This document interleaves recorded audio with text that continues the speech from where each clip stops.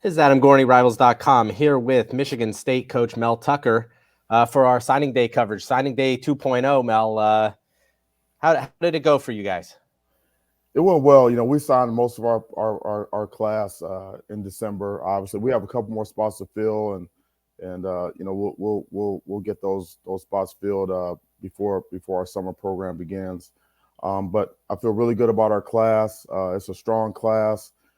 We were strong in our state. We were strong in the high school ranks, and we had some really good guys from the portal. Five of the portal guys are here now competing.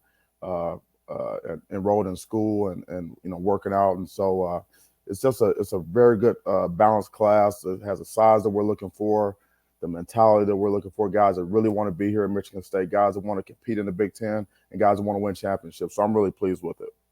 Your first full year, you go 11-2. You beat Michigan. You get three of the top six kids in the state, according to our rankings. Is this the start of the implementation of kind of how you envision things going forward in East Lansing? Yeah, I mean the best is ahead for us. We've really shifted the culture here. We have a process. We have a plan. We have a vision for our program, and we're cementing that culture every single day. Our players understand it. Our staff understands it. I believe that the recruits and their parents, they understand what we're doing. They like what we're doing. What we're doing resonates with them. There's an alignment with how we go about our business, with our players on the field and off the field. And then, what our goals are is to win championships, Big Ten championships and national championships. And we're not shy about that. That's what we're here to do. And so I believe that the best is ahead for us, and we're really just getting started. Let's start at quarterback. Katin plays at Yeah. arguably the best program in the country. What did you guys see from him to target him, go after a California kid like that? Yeah, I mean, Jay Johnson, our offensive coordinator and quarterbacks coach, does a really good job in recruiting and evaluating quarterbacks. And Kaden has everything that you're looking for in a quarterback. He's an elite competitor. He's got a strong arm. He's accurate. He has a football mind. He doesn't just love football. He lives football. And so that's what you need at that quarterback position. He can do everything that we need our quarterbacks to do. His future is very, very bright here at Michigan State. You loaded up with playmakers. Did you kind of feel like you needed that in this class, and getting Jeremy Bernard late? Just kind of talk about where you saw those playmakers kind of fitting in, and do you just always kind of have to get those guys on the roster? No, you always have to have guys that can to make plays, that can be difference makers, that can win the one-on-ones, at the skill positions and with the big guys too. And so our goal is to go out and get the best players that we can find. Because in order for us to win championships, we have to have as good of players or better players than the people that we play against. And so, and that's the reality of the situation. That's all about recruiting. And then once we get them here, our job as coaches is to teach, motivate, and develop our players. We're very, very aggressive in recruiting. We're going to get skilled guys. We're going to make sure we have backs. We're going to make sure we have quarterbacks. We're going to make sure we use our tight end. We always have a tight end on the field or two.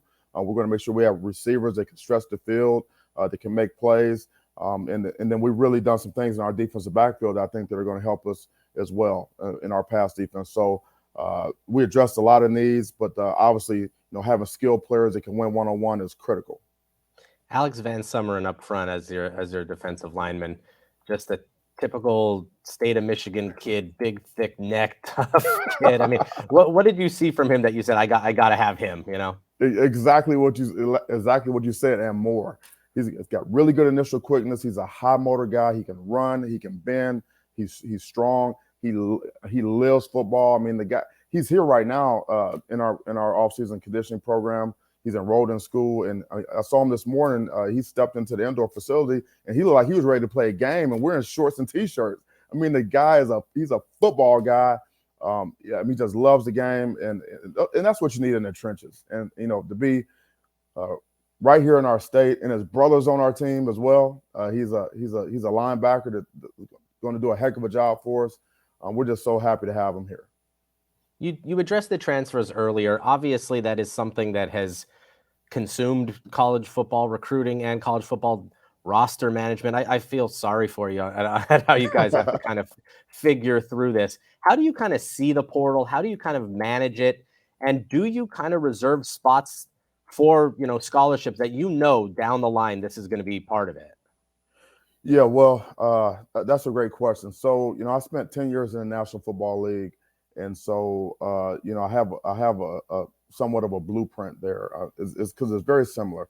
In the National Football League, you build through the draft, but you supplement and complement your roster uh, through free agency. And so that's our philosophy here. We're going to build through the high school ranks, but we're going to go to the portal for positions of immediate need, to help complement our roster, guys that can make impact, and then in the roster management that you touched on is critically important. It's something that we address every single day of the year. There's not a day that goes by that I'm not sitting down, with the roster and with Saeed Khalif, our DPP and general manager now, and talking about the players that we think are going to move forward, move on to the National Football League that may leave early, guys that are going to graduate, who do we have coming back, who's available in the high school ranks. And then the difference is with the portal is that, you don't know who's going to hit. You don't know who's going to be there. And that's like in free agency in the National Football League. I mean, you have the pro scouting, the pro scouts.